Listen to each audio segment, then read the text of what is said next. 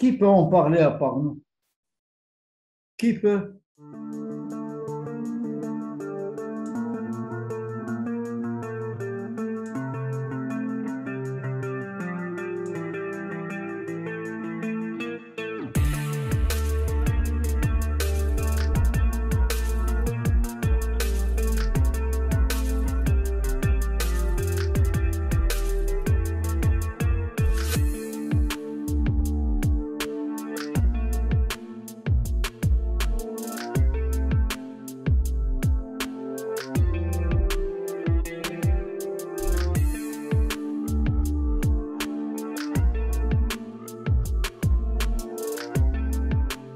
Alors, bonjour à tous et bonjour à toutes. Je suis heureux de vous retrouver aujourd'hui. Aujourd'hui est un grand jour puisqu'aujourd'hui, j'ai le grand plaisir d'accueillir de nouveau Ali Bourekat. Alors, Ali Bourekat qu'on ne présente plus. Il y a énormément de vidéos qui ont été réalisées autour de ce qui est arrivé à lui et à sa famille, proche du giron de la famille royale marocaine sous Mohamed V, et qui connaîtra ensuite les affres et la colère de Hassan II, qui passeront 18 années de détention, dont 10 dans le terrible mouroir de Hassan II, le tristement célèbre bagne de Tazmamart.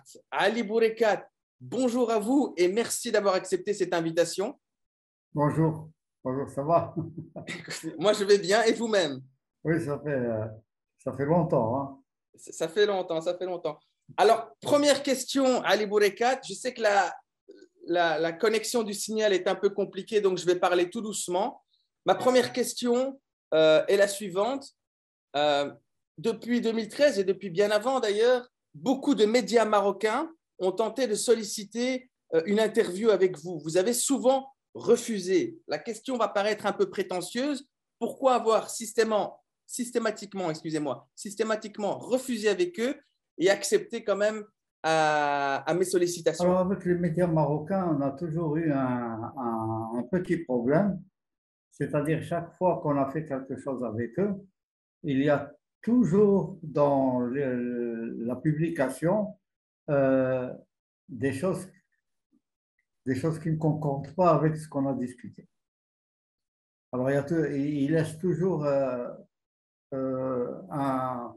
une question suspendue et qui, qui fait que les gens risquent d'avoir des arrière-pensées ou des idées qui ne sont pas, que nous n'avons pas discuté, que nous n'avons pas déclaré. Vous avez un Alors, article en tête, vous avez un exemple en tête en particulier? par exemple, une interview sur tel quel, je crois, ils ont dit que j'avais été au palais et j'étais revenu en stop. Alors, c'est complètement ridicule, c'est-à-dire euh, parce qu'ils ont toujours voulu démontrer que la dénonciation de Blimi n'était pas parvenue au roi et que c'est lui qui a dû l'intercepter. Alors, je ne vois pas comment il a pu l'intercepter puisque j'étais seul avec le roi quand je lui ai parlé de ça. Alors, eux, par l'interprétation, leur interprétation, c'est que j'étais là-bas, je n'ai pas vu le roi et cette limite, je l'ai donné à quelqu'un ou je ne sais pas quoi. Et alors que ça n'existe pas. Moi, j'ai rencontré le roi seul. Vous pouvez juste pour les internautes qui ne connaissent pas et qui n'ont pas vu les autres vidéos. D'ailleurs, durant toute cette vidéo, je vais rajouter les liens des anciennes vidéos qu'on a tournées avec vous, notamment sur la détention à Tazmamart, sur l'affaire Mandari, sur l'histoire de Etchikachoro et Hassan II. Comme ça, les gens peuvent se replonger dans l'histoire. Mais est-ce que vous pouvez réexpliquer brièvement cette histoire avec Dlimi? Bon, avec Dimi, nous avons eu cette information. Il y a c'est l'ancien gouverneur d'Agadir, Abdeslam Ben Hammou, qui avait donné les informations à Mthat, parce qu'il était en relation avec mon frère Mthat, parce qu'il était en train de construire une villa et Mthat, il a sollicité Mthat. Enfin, il y avait une relation assez proche entre les deux. Je connaissais aussi. Et c'est là où il s'est ouvert à Mthat et lui a dit, Lémi, nous a contactés, nous, le groupe des Zemmour, et voilà ce qu'ils nous proposent. Nous ne voulons pas de pays. On ne veut rien faire avec lui. C'était quoi la proposition exactement? C'est de venir avec lui, de former le groupe et tout ça pour faire sauter le roi. Le roi Hassan II. Oui, pour faire. Et il lui a bien expliqué, il lui a dit qu'avec David, il a dit, ne vous inquiétez pas, on ne risque pas de perdre parce que on va le buter dans sa chambre. Voilà. Alors il a dit, non, il n'est pas question qu'on deal avec ce type-là. Surtout, on sait qu'est-ce qu'il vaut. Et Mdhat me dit, mais toi, tu as une grande amitié avec Moulay Abdullah, tu connais la tante du roi, la femme du gouverneur, qui était gouverneur à Meknès, quand il était chez Patrick. Et pourquoi il a dit, on ne peut pas passer. Parce que dans le palais, il est écouté partout. Et il nous a dit, il y a même le Mossad qui est là, il y a les Américains, il y a les Français, et il y a bien sûr la sécurité marocaine, etc. Alors, il est tellement écouté que ça serait grave pour nous. Si jamais on dit quelque chose, on va se faire écorcher, écharper. Mais vous, on sait que vous avez la possibilité de le contacter, de lui parler sans témoin. Il a dit, bon, ben, je vais réfléchir. Alors il a réfléchi et un jour il me l'a dit, quelques jours après, il m'a dit, est-ce que tu as le contact avec le roi, est-ce que tu peux le contacter sans témoin comme d'habitude? Parce que nous, on avait l'habitude avec eux, on a toujours eu des discussions, toujours sans témoin, on a parlé sans protocole et sans salam alek, comme on dit en français. Je lui ai dit oui. Alors il m'a raconté, voilà ce qu'il y a, ce que je viens de te dire maintenant. Je lui ai dit d'accord. J'ai téléphoné à Paris, j'ai téléphoné à Etchikachoro et je lui ai dit il faudrait que je vous voie. Est-ce que vous n'allez pas. Elle m'a dit pourquoi? Je lui ai dit non, c'est quelque chose de très grave. Ça concerne qui vous savez. Ben, elle m'a dit ben, on viendra demain. Ils ont pris l'avion le lendemain, ils sont mariés, ils sont arrivés. Alors, j'ai déjeuné avec eux et je leur ai dit ce qu'il en était. Mais elle m'a dit, Philippe, parce qu'il m'a dit, tu sais, de poser ces conditions à Hassan. Il m'a dit, ça, tu sais, si jamais on lui dit ça, il va se mettre en colère, hein, que tu veux le voir tout seul, sans témoin, et pas dans un bureau. Moi, j'ai dit, vous n'avez qu'à lui dire, vous allez voir, ne vous inquiétez pas. Et c'est ce qui s'est passé. Alors, le lendemain matin, ils sont allés au golf, comme d'habitude, ils savaient qu'ils étaient là. Mais il n'y avait que des hommes, c'était la seule femme. Alors, ils ont attendu qu'il s'était éloigné sur le green, et c'est Philippe qui est allé le voir. Et il lui a dit, voilà, nous sommes ici, voilà pourquoi. Lui, il a dit le sujet. Alors, il a réfléchi 2 secondes, et il lui a dit quelle voiture il a. Et alors, il lui a donné le genre de voiture que j'avais, et le roi lui a répondu, non, non, je vais le contacter. Alors, on s'est revus, c'était l'après-midi, non, c'était le déjeuner, on a déjeuné ensemble, et ils m'ont dit, il va te contacter. Et on est étonné qu'il a trouvé ça normal, les conditions que tu as posées. Ben, je dis, je vous l'avais dit. Et dans l'après-midi, j'ai reçu un coup de téléphone de Haj Rahal, qui était son valet de chambre, et m'a dit, Sidna qui va te voir. Je viens de chercher tout à l'heure. Je viendrai vers les 7 heures du soir. Il dit, d'accord. Eh bien, vers les 7 heures du soir, il est venu. J'ai pris, ma mère m'a donné le Coran qu'elle avait amené de Médine, justement pour lui. Et j'ai pris une boîte de médailles et, et un document que j'avais préparé. Et j'ai attendu, il est venu, il est allé me chercher.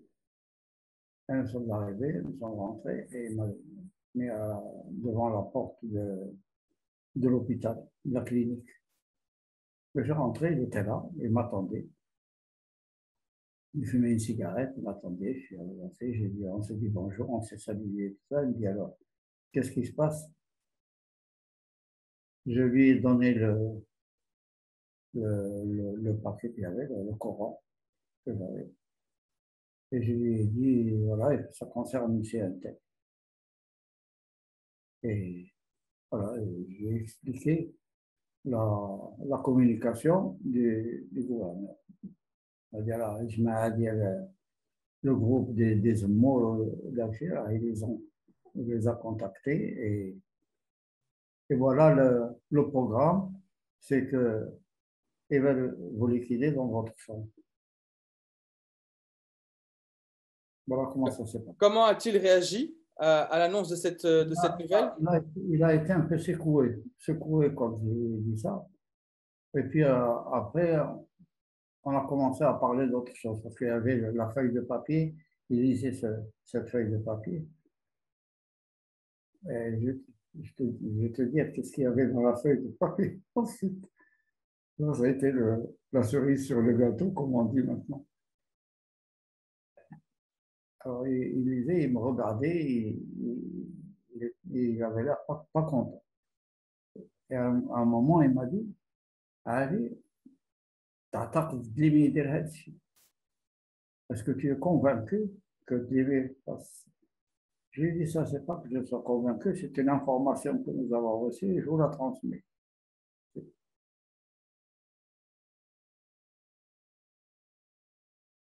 Et je lui ai dit, voilà, pour l'explication du document, maintenant, le Maroc vient de récupérer les terres des étrangers et maintenant nous avons la totalité du programme économique qu'avait présenté Sidna Allah Yarhamou. Vous avez entamé le programme des barrages et maintenant la suite, la distribution des bénéfices de la production de ces terres. Alors, on va y venir dans 2 petites secondes parce qu'avant d'arriver, et je pense que beaucoup de gens, beaucoup de gens et beaucoup d'internautes qui ont suivi les vidéos, qui connaissent votre histoire, sont impatients de découvrir la raison ou les raisons pour lesquelles vous avez été emprisonné avec vos frères, pour lesquelles vous avez été jeté ensuite à Tazmamart. On y vient dans 10 secondes. Avant cela, j'aimerais juste que vous nous racontiez l'histoire qu'on a discutée en off. Une histoire d'amourette. Vous m'avez parlé récemment. Une histoire d'amourette que vous avez fréquenté une fille à Tanger et Ah que. oui, ça c'était avant qu'il soit roi, il était prince héritier. Vous pouvez nous la Et raconter, bon, s'il vous plaît? on a eu des connaissances communes. On a eu des connaissances communes, exactement. Il y en a eu 3 de toute façon. Il y en a une à Tanger et 2 à Casablanca. Voilà, ce sont des filles que j'avais connues et puis que lui a connues par la suite. Voilà, alors s'il y a ces trucs-là, il y a juste ça, il n'y a rien eu d'autre. Il n'y a pas eu d'histoire de jalousie mal placée Non, il n'y a jamais rien eu, il n'y a jamais eu de discussion à ce sujet. Un jour, il avait juste une fois posé une question à une fille. Il a dit, est-ce que vous êtes ensemble? Elle a dit, non, on n'est pas ensemble. Voilà, mais autrement, il n'y a jamais eu de friction là-dessus, ni rien du tout. Il n'y a jamais eu de rivalité à ce niveau-là. Même son père, une fois, il m'a dit, parce que Moulay Hassan te pose des questions. Parce que moi, j'étais le courrier, c'est moi qui ai emmené les trucs confidentiels au roi et la prise de rendez-vous pour mes parents, etc. Et un jour, il m'a posé, wesh, Moulay Hassan, t'es soulk. J'ai dit non, il ne m'a jamais posé de question. Même quand il s'est agi de l'histoire du casino de Fedala ou d'Afsi, il ne m'a pas posé de question et il sait très bien que j'ai été à Marrakech et j'ai vu les filles et j'ai vu le patron du casino. Et il a été au courant que j'étais là-bas et je lui ai dit, je suis là-bas, et il n'a rien dit, il n'a pas réagi. Parce que de toute façon, il était blanchi, alors il n'y a pas de problème. On arrive tout doucement à la question qui a motivé cette petite discussion d'aujourd'hui.